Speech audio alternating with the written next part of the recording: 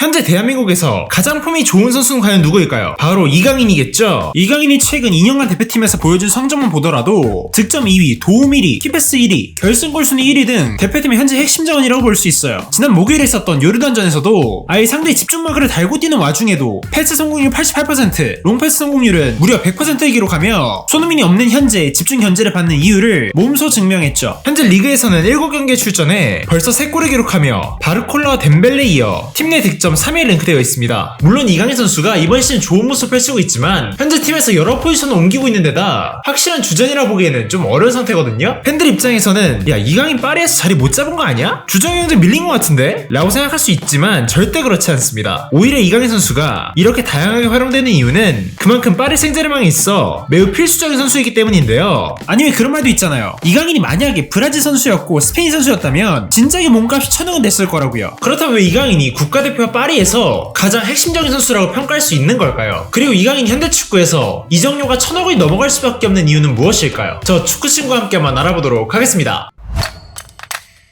현재 파리 생제르맹은 AS 모나코에 뒤처진 리그 2위인데요. 때문에 최근 프랑스 올 레키프는 PSG 문제점을 지적했습니다. 바로 선수 개개인의 창의성이 제한된다는 건데요. 엘리키 감독이 과도하게 조직적이고 이 짧은 패스를 중요시한다는 거죠. 좁은 공간 안에서 연계를 통한 침투가 아니면 웬만해선 선수들에게 자율적인 움직임을 자제시키고 있어요. 심지어 긴 패스나 빠른 공수 전환을 통해 만든 찬스조차도 코치들에게 피드백을 받았다고 할 정도로 PSG는 전술적으로 조금 조직적인 축구를 추구합니다. 반면에 이강인은 조직적인 연기보다는 자유롭고 창의성을 만들어낼 수 있는 선수잖아요. 그렇다고 이강인 선수가 파리에 맞지 않는 선수일까요? 그렇진 않습니다. 만약 이강인이 자신의 스타일을 고집하고 경기장 안에서도 전술에 녹아들지 못했다면 엘리키 감독 애초에 쓰지 않았겠죠. 대표적인 예로 이번 시즌 4골과 도움 3개를 기록하고 있는 덴벨레는 엘리키 감독이 자신이 원하는 플레이를 하지 않았다는 이유로 덴벨레를 꾸짖자 심한 언쟁을 벌였고 결국 아스날과 챔스 경기에서 명단 제외를 당했습니다. 반면에 이강인은 자신이 가진 이 창의성을 팀을 위해 어느 정도 제한하는 대신에 자신에게 맡겨진 전술적인 역할을 최대한 수행하고 있죠. 사실 선수가 가장 잘하는 것을 희생했을 때 경기장에서 할 수 있는 건 매우 적어지게 되거든요. 그런데 이강인 선수는 그럼에도 좋은 경기력을 보여주고 있다는 거예요. 그 이유는 이강인 선수가 번뜩이는 창의성이 가려진 탄탄한 기본기가 있기 때문인데요. 경기장에 있는 선수들에게 일어나는 상황은 3가지 정도로 분류할 수 있어요. 내가 공을 찰 때, 공을 가지고 있을 때, 그리고 공을 가지고 있지 않을 때죠. 이강인 선수는 이 3가지 상황에서 모두 수준급의 실력을 보여주고 있는 거예요. 많은 팬들이 알고 있듯이 이강인은 공을 찰 때가 가장 위협적인데요. 그건 바로 이강인이 기회를 만들 수 있는 선수이기 때문이에요. 특히 이강인은 지난 시즌부터 이 중원에서 측면 공격수들에게 보내주는 전진 패스가 굉장히 많이 나오고 있거든요. 이번 시즌 니스와의 경기에서는 교체 투입된 이후 중원에서 볼을 잡고 돌아선 뒤에 이 왼쪽에 있던 바르콜라에게 정확하고 낮게 깔아주는 스루 패스를 시도했고요. 이런 비슷한 장면이 굉장히 많이 나오고 있는데요. 스타들의 연가의 경기에서도 왼쪽에 있던 바르콜라에게 야 너 빨리 뛰어! 라고 신호를 보내고 뛰어가는 바르콜라의 앞에 정확하게 떨어뜨려주는 이 전진 패스를 성공시키며 위협적인 찬스를 만들어냈죠. 아니면 우리가 지난 시즌에 음바페에게 이 아웃프런트로 수비만 싹 피해서 주는 로빙 패스를 잘 봤었잖아요. 이게 그대로 음바페 골까지 연계되면서 엄청난 어시스트를 기록했었는데 그 모습이 이번 시즌까지 이어지고 있는 거죠. 실제로 이강인은 이번 시즌 이 파이널 서드 패스 부분에서 리그 전체 3위 랭크되어 있고요. 성공률도 90%가 넘어갑니다. 그리고 선발로 나선 경기만 보더라도 이번 시즌 파리에서 득점 1, 2위인 바르콜라, 덴벨레 등 이 측면 공격수들에게 시도하는 패스 숫자는 경기당 9에서 10회 정도예요. 다른 중원 경쟁자들인 비티냐와 에메리보다 훨씬 높은 숫자죠. 그러니까 엘리케 감독이 볼이 잘 돌지 않는 지역만 생기면 이강인을 그쪽으로 바로 위치시키는 거예요. 이번 시즌 이강인은 리그에서 키패스 17개를 기록하며 리강 3위에 올라있고요. 90분당 키패스는 리그 1위 기록이죠. 아니 리그에서 선발로 3경기밖에 안 나온 선수가 이 정도 스탯을 기록할 수 있는 건 진짜 대단한 거예요. 그런데 이강인의 가장 장점인 이 킥 말고도 공을 갖고 있는 온더블 상황에서도 요즘은 매우 위협적이에요. 일단 공을 갖고 있을 때 가장 필요한 건 이 피지컬에서 나오는 안정감이겠죠. 그리고 이강인 선수 마요르카 시절부터 적당한 벌크업을 통해 피지컬이 좋아졌는데요. 무엇보다도 상대 수비수와의 볼 경합에서 적극적으로 도전하고 있고 매우 낮은 무게 중심으로 인해서 성공률도 점점 향상되는 게 보이죠. 마요르카에서 보낸 첫 시즌에 경기당 그라운드 경합 성공 횟수가 2.9회로 성공률은 50%도 넘지 못했는데 이번 시즌에는 무려 경기당 4회를 기록하며 성공률 역시 55%를 넘었어요. 그만큼 시도도 많이 하고 성공 성공도 많이 한다는 거겠죠. 볼 경합에서 2번 중에 1번은 무조건 이긴다는 거예요. 아니 그리고 드리블은 사실 말할 것도 없어요. 마요르카 시절에 드리블 성공률이 70%를 기록하며 유럽 전체에서 1위를 기록했었는데 이번 시즌 역시 60%대를 유지하고 있어요. 자주 쓰는 팬텀 드리블부터 양발 드리블, 아니 볼 때마다 공이 발에 붙어 있어요. 드리블에 대한 자신감과 실력이 이미 있으니까 공을 잡으면 잘 뺏기질 않죠. 아니 대표팀 경기를 봐도 이강인한테 볼이 가면 중간에 뺏기는 게 아니라 결국 찬스까지 마무리가 된다는 거예요. 이번 시즌 경기당 볼 터치가 87회 정도였는데 그 중에 볼을 뺏긴 게 2번도 채 안 되죠. 자 그럼 마지막으로 공이 없을 때는 어떨까요? 이번 시즌 이강인은 사실 오프더볼 움직임이 굉장히 많이 성장했어요. 상대 수비를 묶어놓을 수 있는 능력이 생긴 건데요. 주변 선수들에게 패스를 주고 자신이 상대 수비 사이로 들어가면서 이강인이 있던 자리에는 늘 공간이 생기고 동료들은 그 빈 공간에서 더 많은 기회들을 만들어내죠. 이 장점이 제대로 드러난 게 지난 요르단전이거든요. 평소 파리 경기보다 조금 아쉬워 보였던 분들 분명히 계실 거예요. 수비수들이 2-3명 달라붙으니까 평소 같은 플레이가 잘 안 나왔던 거죠. 하지만 이강인은 경기 인터뷰에서 이것이 모두 플랜에 있었다고 밝혔습니다. 일부러 경기에서 수비수들을 달고 뛴 거예요. 요르단전 양팀 선수들의 포지션을 보면 진짜 이강인한테 3명이나 달라붙어 있었죠. 그런데 여기서 이강인에게 수비수가 많이 붙었다는 건 다른 지역에서는 분명히 공간이 있었다는 거거든요. 전반 8분에 이강인 서령우에게 볼을 주고 측면을 빠지니까 곧바로 수비수 2명이 달라붙죠. 덕분에 뒤에 공간이 생깁니다. 서령우는 이강인과 원투패스를 주고받으며 빈 공간으로 들어갔고 위협적인 크로스로 연결되었죠. 비슷한 장면은 전반 30분에 나왔는데요. 서령우가 측면에서 볼을 잡고 있었는데 이강인이 침투하니까 수비수 2명이 곧바로 따라가면서 오히려 옆에 있던 이재성에게 공간이 났단 말이죠. 그래서 결과는 어땠나요? 전체적으로 이강인이 있는 오른쪽에 수비가 계속 몰리니까 반대편에 있던 배준호와 오영규에게 좋은 장면들이 만들어졌고 결국 이는 오영규의 추가골로 연결되면서 우리는 승리를 가져올 수 있었습니다. 속도가 엄청나게 빠르지 않아도 오프더볼 움직임이 아주 지능적이고 위협적이라는 거예요. 게다가 지난 리그 경기에서는 골대 맞고 나온 공을 헤딩 득점으로 만들어낸 장면도 이강인이 공이 없는 상황에서도 아주 좋은 집중력을 보여주고 있다는 걸 잘 보여주는 장면이었죠. 이강인 선수의 원래 장점은 킥이었잖아요. 그런데 마요르카에서 드리블 능력이 향상되고 피지컬이 커지면서 공을 잘 지키기 시작하더니 이번에 파리에 와서는 엘리키 감독 밑에서 이 오프더볼 움직이기까지 좋아지니까 몸값이 천억을 할 수밖에 없는 거죠.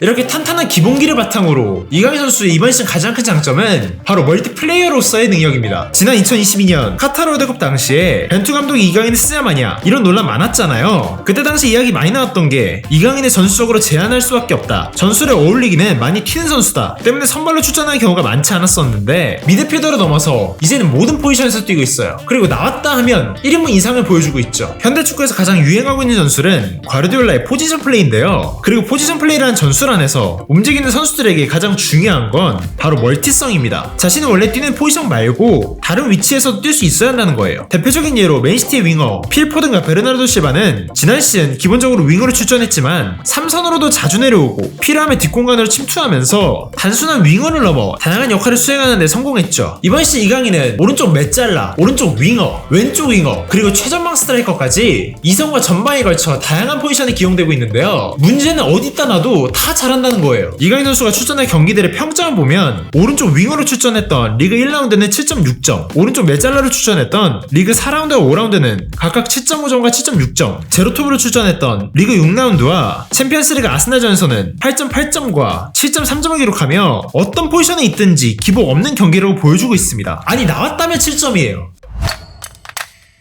그리고 이강인의 몸값이 1000억원을 넘어갈 수밖에 없는 진짜 이유는 바로 세트피스라고 할 수 있는데요. 최근 아스날과 챔스 경기에서 파리가 드러냈던 약점은 바로 세트피스가 약하다는 거예요. 파리는 공격과 수비 모두 세트피스에서 약점을 노출하고 있는데요. 대부분 지공 상황에서 민첩하게 연계를 해주는 선수가 많다 보니까 오히려 피지컬적으로 뛰어난 선수들이 줄게 되었고 세부 전수도 없다 보니까 이 세트피스 상황에서 득점까지 이어가지 못하는 거죠. 실제로 이번 시즌 파리는 세트피스 상황에서 득점이 하나도 없습니다. 토트넘 또한 이번 시즌 가장 큰 문제점 중 하나로 세트피스가 지적되고 있는데요. 주장인 손흥민 선수는 아스날과 북런던 더비에서 세트피스를 허용한 실점으로 인해 안타깝게 패배하자 인터뷰에서 세트피스 상황을 개선해야 한다고 쓴소리를 아끼지 않았었죠. 반대로 토트넘과 파리 패배를 안기고 이번 시즌 무패를 달리고 있는 아스날은 강력한 세트피스를 통해 승리를 따내고 있는데요. 이제는 경기 중에 볼이 돌아간 상황에서의 전술도 매우 중요하지만 워낙 전 세계적으로 전술이 비슷해지다 보니까 차별점이 필요하죠. 그리고 아스날은 차별점을 일반적인 전술이 아니라 세트피스에서 찾았습니다. 아스날도 선수들의 기본적인 신체 조건은 다른 팀들과 비슷하지만 코너킥, 프리킥 등 세트피스 상황에서 다양한 세부 전술들을 통해 상대하는 입장에서 곤혹을 치르게끔 유도하고 있죠. 이번 시즌 각 리그에서 선두권 경쟁 중인 팀들은 모두 세트피스 득점이 매우 많은데요. 앞서 소개한 아스날을 비롯해 라리가에서 1, 2위에 랭크되어 있는 바르셀로나와 레알 마드리드, 그리고 바르셀로나를 샘세스 잡아낸 AS 모나코, 미넨과 선두 경쟁 중인 프랑크푸르트 등 이 팀들 모두 90분당 0.4골의 세트피스 득점을 기록하고 있습니다. 이렇듯 현대축구에서 세트피스의 득점이 매우 중요해진 상황에서 이강인은 그 누구보다도 팀에 필요한 선수라고 할 수 있는데요. 그 이유는 바로 이강인 선수의 코너킥 정확도 때문이에요. 이미 대표팀에서도 이강인의 코너킥을 통해 대표팀에 많은 득점이 터지면서 우리는 이강인의 코너킥을 하나의 무기로 사용하고 있는데요. 이번 시즌 파리에서도 이강인은 가장 높은 코너킥 성공률을 자랑하고 있어요. 26개 중 17개를 성공시키며 무려 65%고 이는 리강 전체 1위의 기록이죠. 비교 대상을 유럽 전체로 넓혀보더라도 경기당 코너킥 성공 개수가 2.8개거든요. 그리말도와 안드레아스 페레이라, 하피냐, 콜루셉스키에 이어 유럽 전체 5위에 랭크되어 있죠. 그야말로 코너킥 상황에서는 유럽 전체 탑 5 안에 든다는 거예요. 근데 도움이 한 개도 없어. PSG가 코너킥을 한 골도 못 넣고 있다는 게 진짜 말도 안 된다는 거죠. 옛날에 마요르카의 무리키나 이 월드컵 때 조규성 같은 존재만 딱 있다면 이 어시스트 좀 쌓을 수 있을 텐데 너무 아쉬워요 진짜로.